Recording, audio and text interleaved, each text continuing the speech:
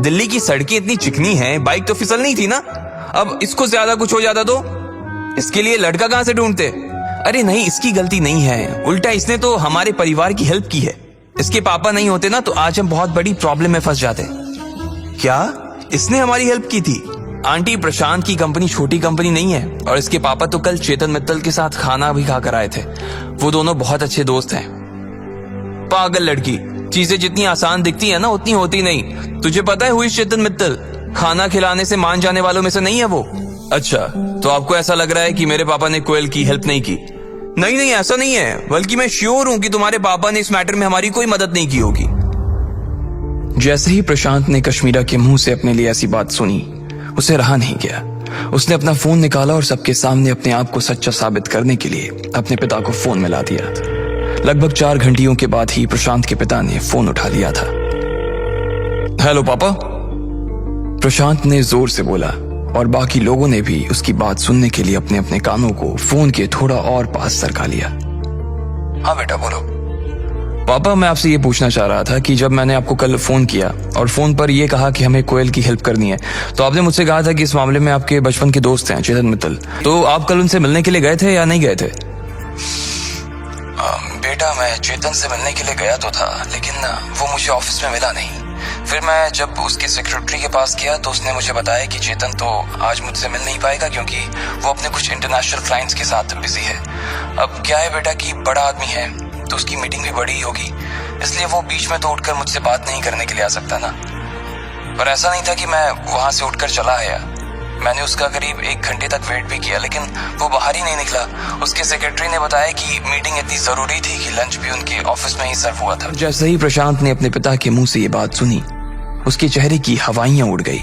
अचानक उसे ऐसा महसूस हुआ कि उसके दिल की धड़कन बढ़ गई थी। इधर सब लोग और कोयल भी प्रशांत के फोन रखने का इंतजार कर रहे थे। ठीक है पापा, कोयल ने आपको अपनी ओर से थैंक यू बोला है, प्रशांत ने कहा और तुरंत फोन काट दिया। जैसे ही उसने फोन रखा, उसने देखा कि कश्मीरा उसे घूर रही थी। वो मैंने अपने पापा से बात की है और उन्होंने कहा है कि वो कल चेतन मित्तल से पर्सनली मिले थे। उन दोनों ने ही इस प्रॉब्लम को सॉल्व कर दिया है। जैसे ही कोयल ने प्रशांत के मुंह से ये बात सुनी, उसकी सांस में सांस आ गई थी। देखा आंटी, मैंने कहा था ना कि बिना प्रशांत की हेल्प की ये केस सॉल्व ही नहीं हो सकता था। अब बेकार में इसको गालियां दे रही थी और इसके ऊपर शक भी कर रही थी। चलो अब तो मैं जा रही हूँ। तुमसे मिलने के चक्कर में ना तो मैं खाना खा पाई और ना ही नाश्ता किया।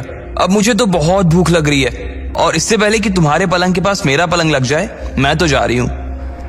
अरे aunty, I am so sorry, मेरी चक्कर में आप परेशान हो गई। वैसे आंटी, मेरे दोस्तों ने भी कुछ नहीं खाया है तो बेटर है ना कि मैं यहीं पर कुछ ऑर्डर कर देती हूँ। आप जाओगे, ऑर्डर करोगे, इतनी देर में तो खाना यहाँ आ जाएगा और सब लोग साथ मिलकर खा भी लेंगे। बताओ आप क्या खाना पसंद करोगे? देखो, तुम्हारी बात तो सही है, पर मुझे बहुत तेज भूख लग रही है और मैं खाने के इंतजार में ना बैठ नहीं पाऊंगी, कश्मीरा ने कहा और फिर इधर उधर देखने लगी।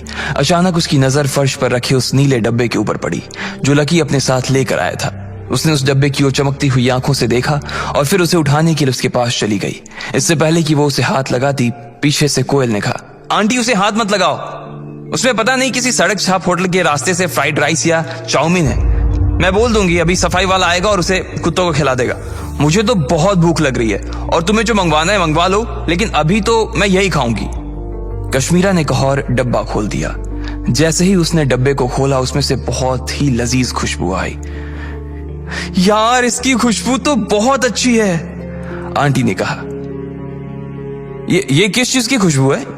आंटी के डब्बे में क्या है? सभी दोस्त उस डब्बे के खुलते ही बारी बारी उससे सवाल करने लगे। इससे पहले कि उसकी आंटी कोई जवाब दे पाती, सबने आकर उस डब्बे को घेर लिया था। बाबा, ये तो बहुत ही पुरानी लग रही है, कश्मीरा ने उस डब्बे से ही वाइन की बोतल निकालते हुए कहा। अबे, ये तो 10,000 से कम की नहीं दिख रही। क्या तुम सही कह रहे हो? कोयल ने उस लड़की की ओर देखते हुए बोला। उसे खोलते ही उसकी खुशबू पूरे कमरे में महक गई थी। फिर कश्मीरा ने उसमें से थोड़ी सी वाइन एक ग्लास में डाली और चखने लगी। हाँ, ये सच में इतनी ही महंगी है जितनी कि ये लड़का बता रहा है। मैंने इससे पहले सिर्फ एक बार इसे चखा था जब मैं बिजनेस के काम से फ्रांस गई थी।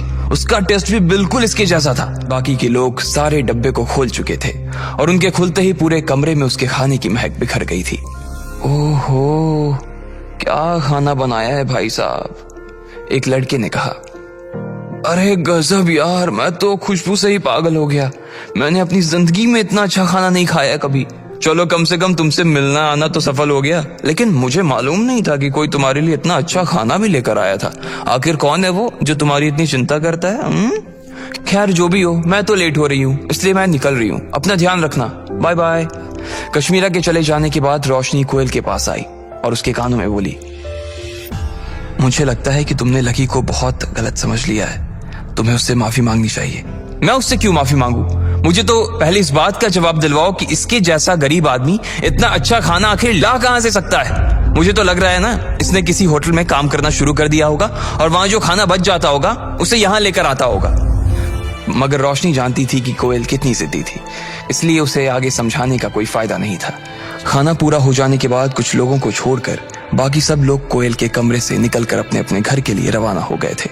अमित, प्रीतम, गर्वित भी अपने कमरे की ओर जा रहे थे। लकी उनसे अलग अपने किराए के कमरे पर से अपना सामान लेने के लिए जा रहा था। अरे तू कहाँ जा रहा है? मैं अपने कमरे पर से सामान लेने जा रहा हूँ, आंटी को बोल दूंगा कि खाली कर रहा हूँ। तो तीनों उसके पास आए और बोले, पहले तो ये बता कि खाना कहाँ से आया था? इसके बारे में तो लकी ने सोचा ही नहीं था। पूरे रास्ते उसकी नजर तो बस रागनी पर ही टिकी हुई थी। अब वो उसके दोस्तों को क्या जवाब देगा?